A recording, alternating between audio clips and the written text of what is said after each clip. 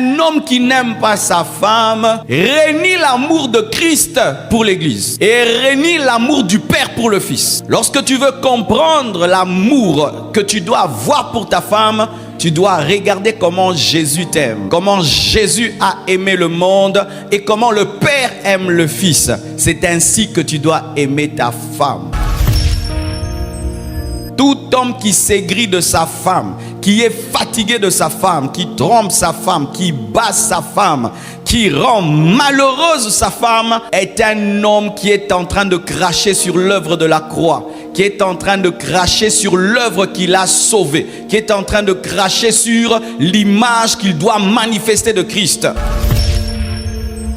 Car le monde n'a pas vu cet amour, c'est irréel pour les païens que Dieu puisse aimer les hommes et mourir pour eux. C'est au travers de ton couple que le monde le verra. Et être un chrétien, être un mauvais mari, c'est une insulte au christianisme, une insulte à l'évangile. Tu ne peux pas être chrétien et rendre une femme malheureuse. C'est comme si Jésus rend malheureuse l'Église. Tu ne peux pas être un chrétien et être un mari infidèle. C'est comme si Jésus-Christ est mondain. Homme, dans ta maison, tu dois incarner Jésus. Pas seulement dans son autorité, mais aussi dans son amour. Et lorsque tu ne fais que réclamer l'autorité, et tu oublies l'amour, ce n'est pas Christ dans sa totalité. Christ n'est pas seulement le lion autoritaire, il est aussi l'agneau qui se donne. Tu dois manifester le lion et tu dois manifester l'agneau. Dommage que beaucoup d'hommes ne sont accrochés qu'à l'autorité et au respect qu'on leur doit, mais ne savent même pas aimer. Ils ne savent pas aimer. Ils ne savent qu'exercer l'autorité dans la maison. Ils ne savent pas aimer.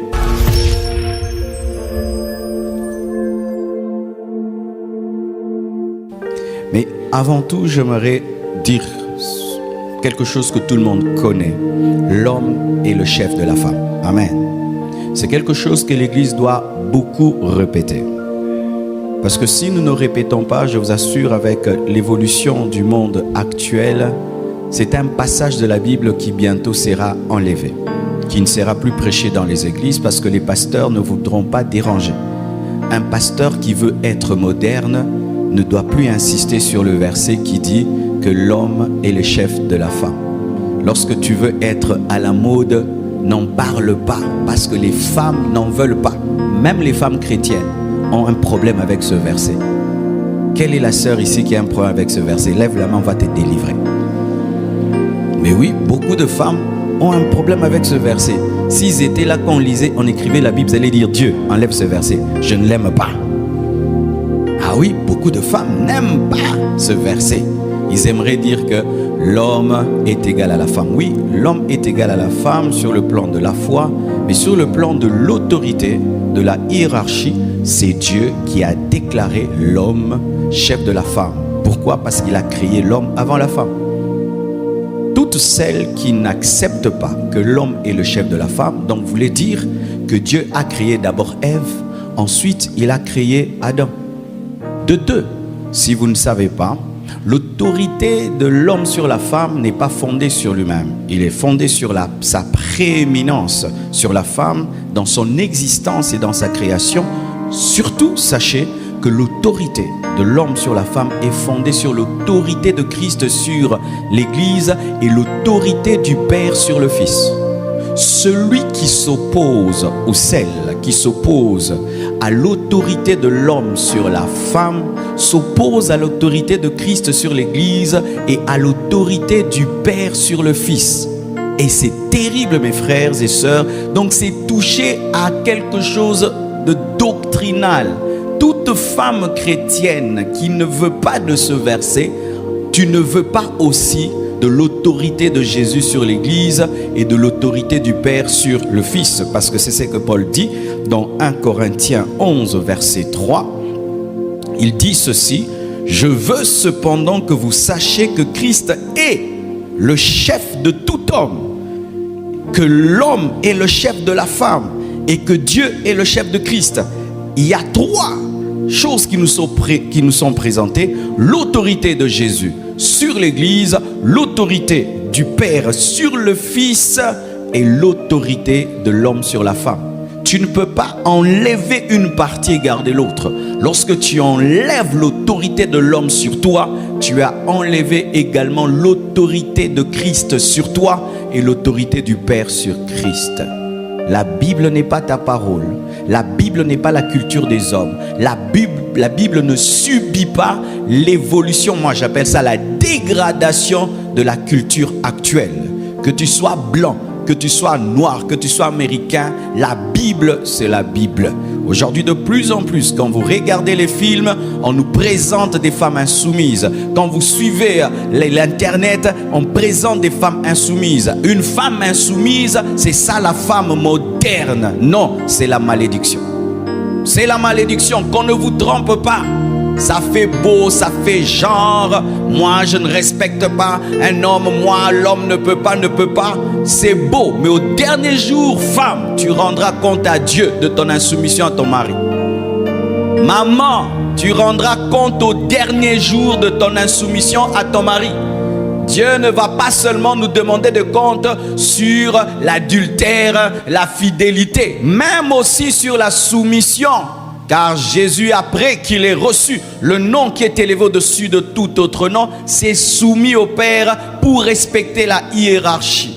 Dieu n'est pas fou quand il dit que l'homme est le chef de la femme.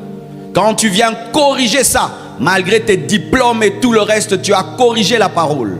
Et beaucoup de femmes sont en train de corriger la Bible dans leur maison. Et tu peux aussi dire ça de ta bouche, mais dans la réalité, tu es insoumise. Beaucoup de femmes sont insoumises, mais elles sont les premières à donner des conseils de soumission aux autres. Et pour que tu connaisses la soumission d'une femme, va demander à son mari. Ne dis jamais, maman, que tu es soumise. C'est ton mari et le chef de la femme. Mais il compare maintenant l'amour de Christ à l'amour que l'homme doit avoir. Ainsi encore, un homme qui n'aime pas sa femme renie l'amour de Christ pour l'Église et renie l'amour du Père pour le Fils.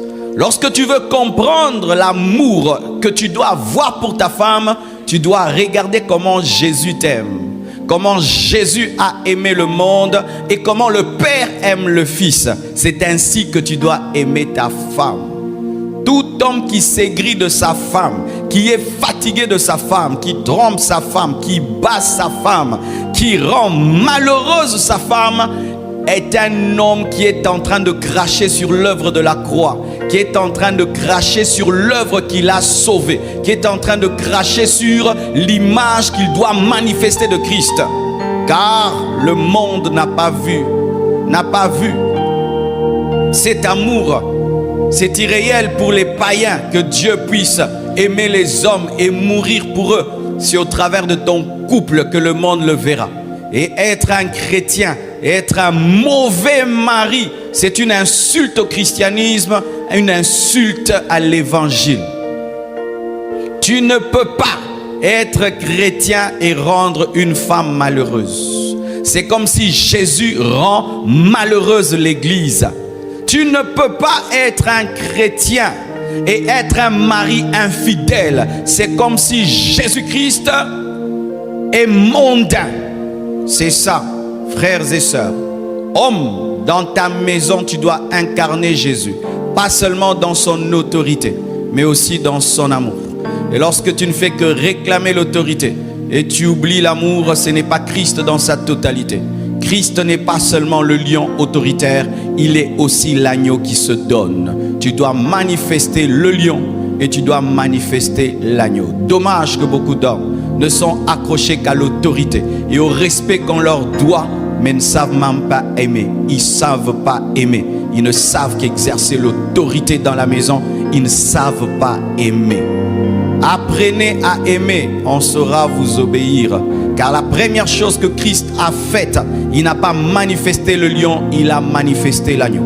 Et lorsque tu es un homme, tu veux amener ta femme à la soumission, ce n'est pas en manifestant le lion que tu amèneras ta femme à la soumission, c'est en manifestant l'agneau que ta femme reconnaîtra le lion.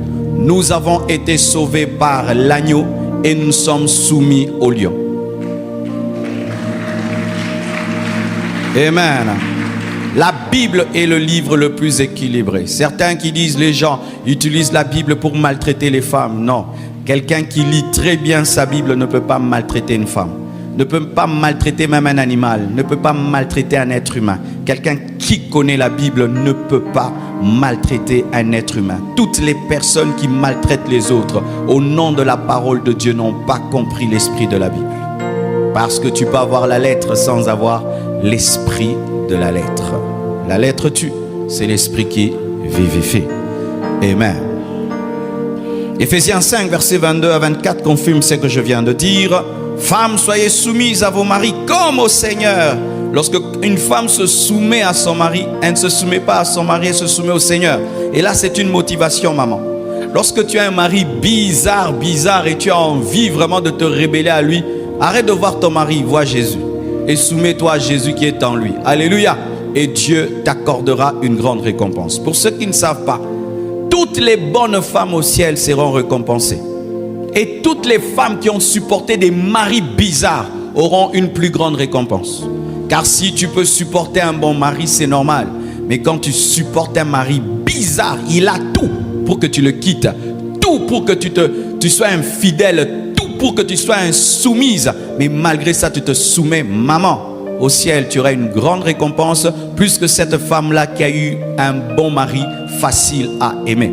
Et aussi tout homme, tu as une femme bizarre. Elle a tout même pour que tu divorces et que tu la trompes. Elle a tout pour que tu t'en sépares. Mais tu l'aimes, tu la chéris.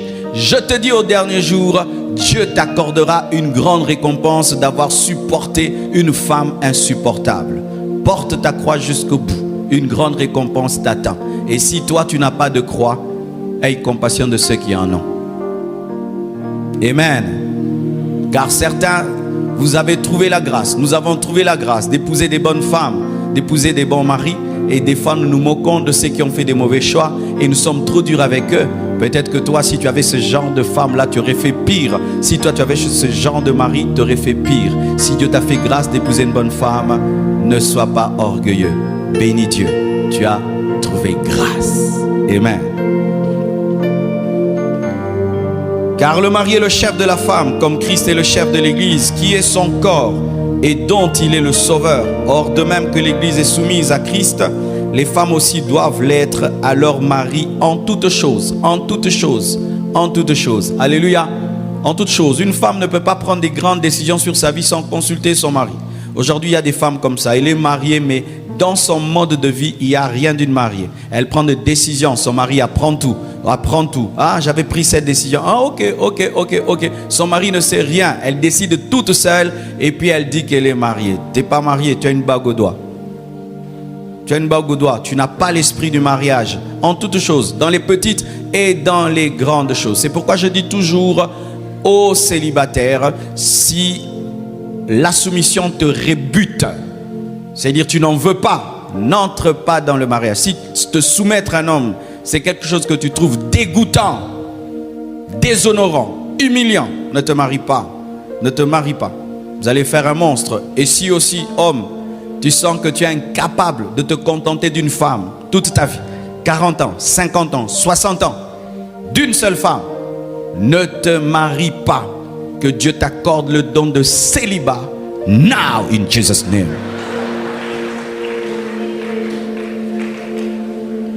Tu as reçu?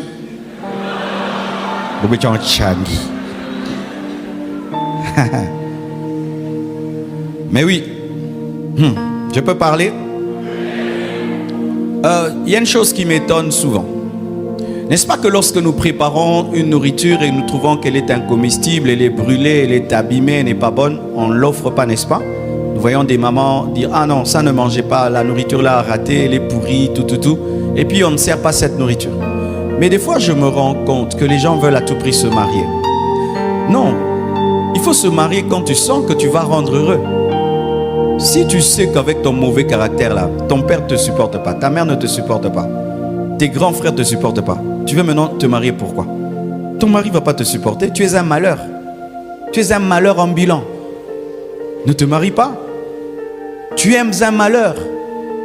Quand tu sais que tu as des défauts, tu réponds mal aux gens, tu as un caractère bizarre, Prie que Dieu te change d'abord. Ne te marie pas. Tu es sans pitié. Tu es une bombe. Celui qui te marie sera malheureux. Il n'y a pas de prophétie. Mon frère, tu es un impudique. Tu n'es même pas encore délivré de l'impudicité. Pendant que je parle là, tu es impudique. Pourquoi tu veux te marier? Tu veux faire souffrir la fille là?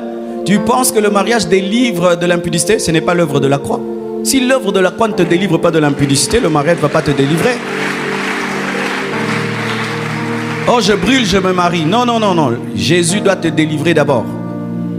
Chers frères, chères sœurs, vous qui êtes des porcs-piques, vous qui êtes des personnes insupportables, avec des caractères bizarres, et vous-même vous le savez, ne vous mariez pas.